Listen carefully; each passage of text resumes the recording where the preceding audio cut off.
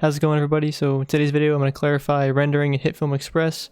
So if you do not see this export tab, please go to window and make sure this box is checked. So right now see no check, no export. Check, boom, export pops up.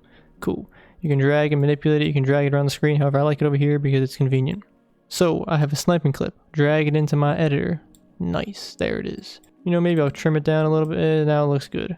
So now I want to render it, right? So you have two options. Click this little button. You can export it now or add to queue. Or I guess you have 4 total options. If you want to export it now, you can either do in and out area or contents. The in or in to out area is this blue thing right here. Anything in this blue will be rendered if you select the in and out area. In to out area. If you click export now contents, everything will be exported in the timeline and rendered to whatever preset you're selected. So you can see over here, my default preset is this 1440p, so that's what it would do. And if I do that, you can see, just do that now, in and out area, you see just immediately starts rendering in that preset. So I'm gonna right click, suspend exporting, right click again, just remove it, just to keep it all fresh. Okay, next option, you can add to queue. You can do the same thing, you can add to, this is the queue over here, you can add the in and out area, or you can add the contents of the entire editor. What this does is it doesn't actually start rendering. So why you would do this is you can go into the presets and you can manually select something else. So if I didn't want it to be like the 1440p, I can change it instead of manually going in and changing the default preset. I'll show you that in a second.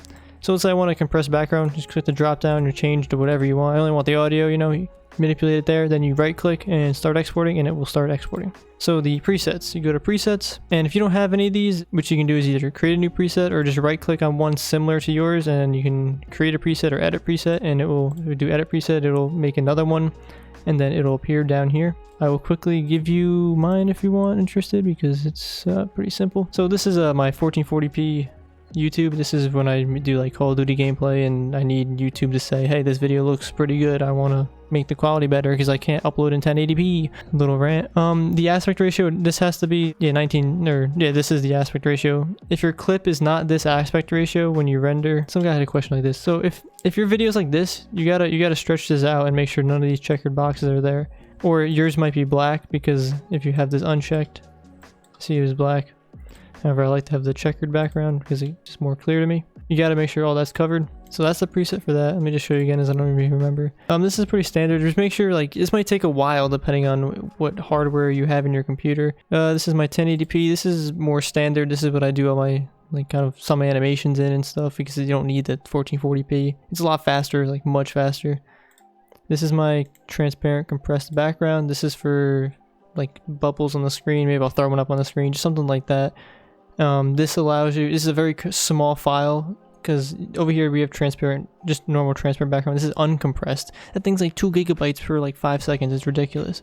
So we compress it and make it all small, but you can't view it on the desktop. If you drag, once you drag it in the program, it'll literally just be, I'll just show you.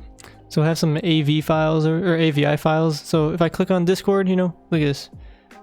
Nothing pops up, right? That's just what happens. But if I drag it into my program and put it on here, whoa, there it is. So that's a, see, whoa, there it is. That's a transparent, or transparent background compressed AVI. I have some Instagram stories and stuff, but that's not really too important. It's just you're just changing the size of the preset. So I always keep the aspect ratio, right?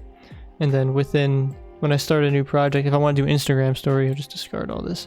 I think I have one, Instagram story, and this is 1080 by 1920, just flipped. As long as you got basically the YouTube one and the compressed one, that's probably the ones you're gonna be using the most. You can check your preset if by whatever one has this check mark. So I can double click and change the preset if I'm doing like a large amount of files.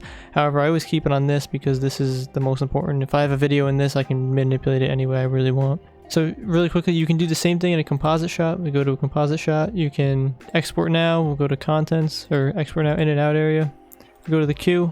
It'll add, you can see right here, composite shot 1. So make sure when you're rendering, if you want to render, you know, your composite shot or the editor, you just make sure that this corresponds, or make sure you're just rendering the right thing basically, because I've had some problems where I haven't done that.